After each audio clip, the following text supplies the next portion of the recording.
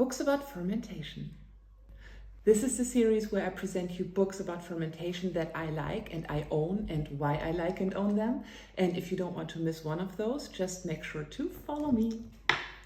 Today I want to show you the book that was the second book I bought, the first book that was kind of costly, and the book that the world was waiting for when it was published. It was the year 2018 when this book emerged, written by Zilber and Rene Redzepi, the Noma Guide to Fermentation. And oh, the fermentation community was crazy about that because everybody heard about the fermentation lab, and Zilber was really presenting it to the outside world, and we just love what Noma is doing with fermentation, and we'd love to get our hands on how they do all the wonderful stuff. And it has a lot about all different sorts of fermentation, and I couldn't even say if there's a focus on anything. What I really like is there's very clean and wonderful photographs. Oh, I got all my notes in here.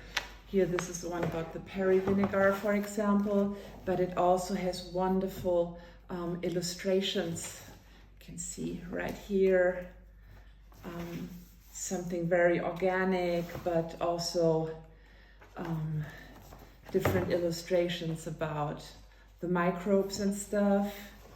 Here, something about carrot kombucha. I have made many of those recipes already in my kitchen. This book still kind of feels like the first book to me, because even though it's the second, the first book was the Fermentation, the small book.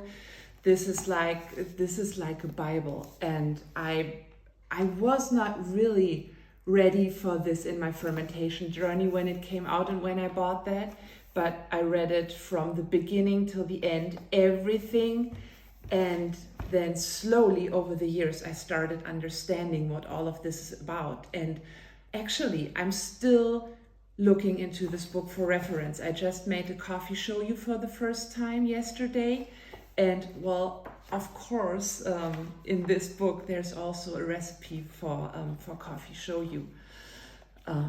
They have shoyus, they have lactoferments, they have misos, vinegars, garums, they have blackened fruits, and in the very back there's also a little bit about what you can cook with the stuff that you made, which I really enjoy, showing usages for all the ferments. And if you want to up your fermentation game a little towards fine dining, if you want to make little alchemic things that elevate your food to the next level with just one ferment, then this would be the book to do that. I highly recommend you to buy this book and make the really funky, fancy stuff.